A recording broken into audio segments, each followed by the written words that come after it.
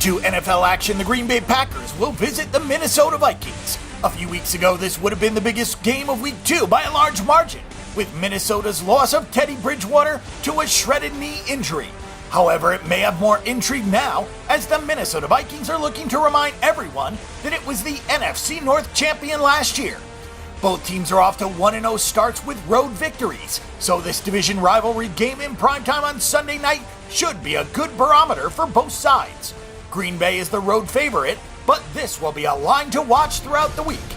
This will be the first game at the brand new US Bank Stadium. Secondary market ticket prices are out of control, and fans will be rallying around a Vikings team that is already facing adversity this year, so it will be quite an atmosphere on Sunday night. Aaron Rodgers is as cool a player as there is in the NFL, but this will be a special night for the Vikings, and it could very well play a role in the outcome. The Green Bay Packers are back on the road this week, although it's a short trip to Minneapolis. After this game, Green Bay won't play away from Lambeau Field until October 30th, so that's a wagering angle to keep in mind. For stretches of the game in Jacksonville, it wasn't pretty, but Green Bay did come away with the win. The Packers settled for 2 red zone field goals and were outgained in the game. Aaron Rodgers was just 20 of 34 for 199 yards and 2 touchdowns, but he did avoid negative plays and did not turn the ball over. There wasn't much explosion to the Packers' offense. Eddie Lacy had 28 of his 61 yards on 1 carry and had a 17-yard catch and run. Jordy Nelson's longest reception was just 8 yards. The Packers only averaged 9.9 yards per catch. Those are concerning developments with the game coming up against a very physical and disciplined Minnesota defense. Green Bay's defense had a mixed bag of results in its first game. TJ Yeldon only had 39 yards on 21 carries, and the Packers held the Jaguars to 1.8 yards per carry. But Blake Bortles threw for 320 yards on just 24 completions. Receivers were running free all over the field, but Bortles missed some throws and was also sacked 3 times.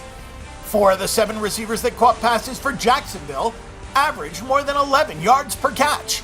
The Packers did buckle down in the red zone, where Jacksonville settled for 2 field goals on 3 trips. Jacksonville was also just 4 of 15 on 3rd down, but 3 of 4 on 4th down. There were positives and negatives for Green Bay's defense, but it's hard to see Sam Bradford and the Vikings exploiting a lot of those negatives. We figured it would be a struggle for the Vikings on offense early on in the season.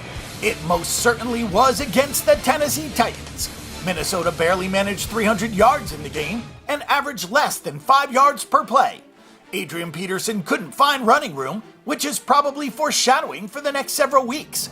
Peterson had 31 yards on 19 carries as Tennessee loaded the box and dared Shaun Hill to throw. When Shaun Hill did throw, he was 18 of 33 for 236 yards. Stefon Diggs looked good with 7 catches for 103 yards. Minnesota did get into the red zone 3 times, but they didn't score any offensive touchdowns in this game. Even though the offense failed to score, it was a really decent performance given the circumstances. However, it was the Vikings defense that won the game.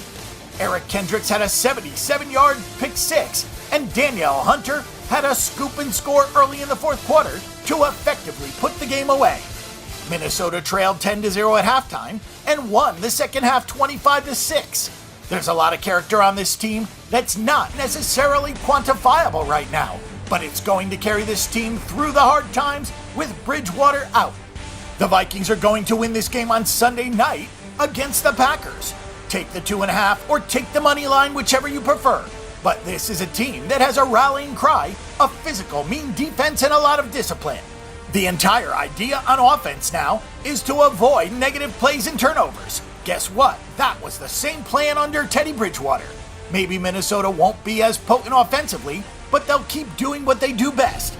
They play defense and they don't hurt themselves. With a loud home crowd in a brand new venue and a Green Bay team that did not look that great last week, this is setting up to be a big night for the Minnesota Vikings.